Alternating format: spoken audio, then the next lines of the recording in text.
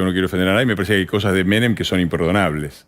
Pero también hay cosas notables y diferentes al resto del peronismo, a favor. Uno fue su comprensión de un universo en el cual la integración de la economía argentina al mundo era fundamental. Entonces se hace mucha retórica, por ejemplo, con el Mercosur, hizo muy bien Diego Guelar antes, en subrayar que además de Alfonsín y Sarney, que en su momento firmaron acuerdos en general, los que llevaron adelante el Mercosur, que tuvo efectos y sigue teniéndolos, muy benéficos sobre la economía argentina, fueron Cardoso de un lado y Menem del otro. Y había una comprensión de la necesidad de las cosas que eran... Yo creo que cuando estalló el 2001, se tiró a la basura todo. Y en realidad había muchas cosas que eran rescatables. Cosas imperdonables, todas las que mencionaron. Imperdonable la corrupción, imperdonable la venta de armas a Ecuador, imperdonable Río Tercero, imperdonable los atentados, imperdonable la cobertura de los atentados, imperdonable la participación de Menem y el peronismo menemista en la caída de Alfonsín y muchas cosas imperdonables. Dicho esto, había algunas cosas que se tiraron a la basura que eran importantes. Por ejemplo, una era esta, la que vos decís, la globalización. El entender que el mundo va inevitablemente, no por razones políticas, por razones técnicas y tecnológicas de achicamiento del espacio, vamos a un mundo más integrado. Y por lo tanto vos tenés que encuadrar tu economía dentro de eso. Y que es necesario, por un lado, la integración regional y la integración al mundo. Y que no son dos cosas que están en contra, como cree ahora el kirchnerismo. Esa es una. Y otra sobre la que yo quería reflexionar es sobre la grieta. Menem fue el único presidente peronista en el cual no había grieta. Mirá, porque hay una teoría de que parece que la grieta se genera desde el antiperonismo, el gorilismo, y en esto no coincido con Diego, y además que identifique a todos los que criticamos al peronismo con Rojas. Yo no tuve nada que ver con Rojas, nunca, repudio la revolución libertadora y la llamado revolución fusiladora en mis libros. Dicho esto, la demostración perfecta de dónde se genera la grieta está en Menem. Porque era un presidente peronista y el país no estaba partido por la mitad y la oposición no estaba indignada y airada, pero sí lo estuvo con el primer Perón, lo estuvo con los Kirchner y ni que hablar en los 70 con el segundo Perón. Entonces ahí hay algo de que hay que reivindicar de Menem, así como ya dije todo lo anterior, que era una concepción de la democracia mucho más amplia, mucho más pluralista y mucho menos agresiva con respecto a los opositores. Menem no tenía la pretensión y el menemismo no tenían pretensión de superioridad moral. Sí, los que vinieron después sí. Y eso también es generador de grieta, ¿no? Este es el camino, esta es la salida, somos moralmente superiores. Menem no esgrimía eso, era un pragmático con el costo social que tuvo, etcétera, y la modernización que se generó. Es que es eso. El peronismo nace con un proyecto ligado a un proyecto totalitario de derecha. Totalitario no porque vaya a haber campos de concentración, sino por la idea de que un solo partido encarnaba la patria y el pueblo. Y por lo tanto todos los demás eran la antipatria y el antipueblo. Y eso resurgió, eso fue por la derecha en los 50, ahora con el kirchnerismo va por, entre comillas, la izquierda, y ni que hablar de los 70, ¿no? Donde dentro del propio peronismo había de las dos cosas y se terminaron matando mucho antes de que llegara la dictadura. Menem no tuvo eso. Menem tuvo una concepción avanzada de que la democracia implicaba la pluralidad y que por lo tanto tenía que haber otros partidos políticos y negoció dentro de eso. Después eso no hace olvidar todas las cosas que mencioné antes, pero me parece un cambio muy grande y la demostración es el efecto que tuvo en la sociedad. La sociedad argentina no estaba dividida. Y porque además, permitime y voy con vos, pero el progresismo estaba todo unido en la vereda de enfrente. Bueno, eso fue... Hoy el progresismo no es una sola cosa, está dividido, hay doble vara, etcétera. Hay todo un espectro ahí. Pero además es interesante cómo se tiró todo a la basura y cómo se adjudicaron. Yo tengo una lectura. Menem tenía un aspecto, llamémoslo liberal, ¿no? De la importancia de la integración al mundo, del rol del sector privado, etcétera, etcétera. Y tenía un aspecto peronista, qué sé yo, la corrupción, por ejemplo, el intento permanente de reelección. Cuando fracasó, el saldo que hizo la sociedad argentina, impulsado por el análisis del progresismo del que estás hablando vos, fue que el problema era que era liberal, el neoliberalismo, eso había sido el problema. Y que por lo tanto la solución estaba en la otra parte, en el peronismo. Bueno, yo lo veo exactamente al revés. Menem fracasa, hace una cosa fantástica que es saca al país de la hiperinflación y lo mete en un proceso en que en 4 años de crecimiento diríamos a tasas chinas.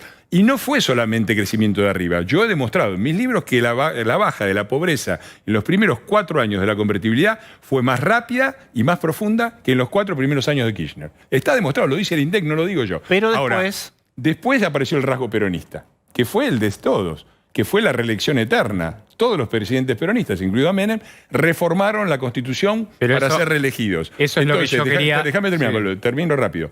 Entonces, eso tuvo una manifestación en la economía, porque la convertibilidad estaba agotada y el propio Cavallo decía que estaba agotada. ¿Y por qué no se salió? Porque había que pagar costos políticos. Y Menem, en vez de decir, me voy, salgo de la convertibilidad, pago los costos políticos y me voy como un señor a mi casa, insistió con la reelección, no le salió porque Duhalde lo paró, en el medio quedó la convertibilidad, De la Rúa lo manejó muy mal, por supuesto, y el país estalló.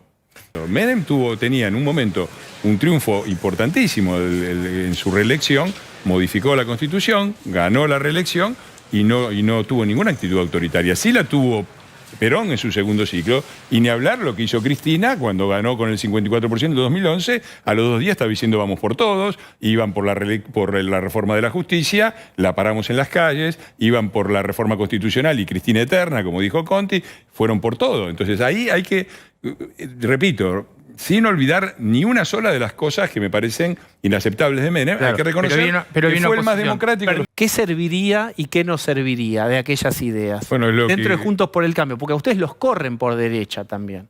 Yo no, para empezar, no creo que el liberalismo sea de derecha. El liberalismo en cualquier situación razonable, que en Alemania no se lo considera un partido de derecha. La derecha es Angela Merkel, liberal de izquierda es la socialdemocracia, y el liberal es el de centro, es un conjunto de valores que yo reivindico. Me parece que lo que muestra eso es una reacción al fracaso de la corriente contraria, el fracaso del estatismo extremo, de la idea de que el Estado te salva y de que el sector privado no sirve para nada y que es simplemente una caja para exaccionar, para dividir entre los muchachos. Eso fracasó, va a seguir fracasando, y eso crea una especie de revival del liberalismo que, como te dije, fue enterrado, mal enterrado, porque se leyó mal la experiencia de los 90. Se enterró la parte liberal de Menem, que era la que había que rescatar, y no se enterró la parte peronista, que volvió peor, porque pasamos de la corrupción a la mafia. Ahora, me parece que el liberalismo también tiene que sacar una lección sobre Menem.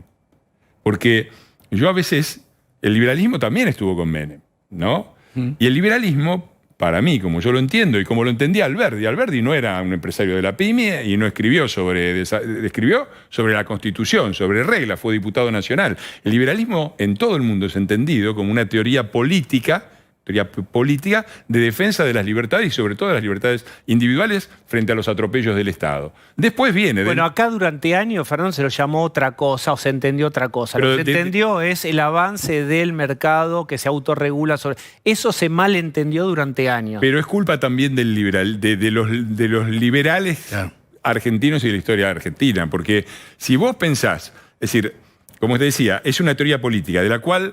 consecuentemente viene una teoría económica de libertad de mercado y de la importancia del sector privado, ¿sí? Ahora, si vos crees que esto, que es una consecuencia de una concepción filosófica y política mucho mayor, es lo único que existe, y hay muchos, yo los llamo liberalotes, no insultando a los liberales, sino tratando de separarlo de los verdaderos liberales. Si vos crees que toda la libertad de mercado, decís, bueno, las libertades políticas no tienen importancia. ¿Y cómo terminás? ¿Cómo hizo el liberalismo en la Argentina? Primero aliándose con dictaduras militares, Martínez de Oz, para poner un ejemplo supremo, y después aliándose con Menem, que era un populista, que era un corrupto, que fue, bueno, pero un Macri gobierno no muy corrupto. Intentó un liberalismo. Entonces, todo eso, perdón, el desafío para mí que tengo... Para irnos tan atrás en la historia, Macri no intentó un liberalismo, no intentó tomar algunos de esos conceptos en Argentina. Pero claro, y me parece que está muy bien el rol. A ver, las sociedades que han avanzado en el mundo han tenido siempre alguna forma de compromiso, de equilibrio entre el rol del Estado y el rol del mercado. Después vos tenés sociedades más anglosajonas, Estados Unidos o Inglaterra ahora,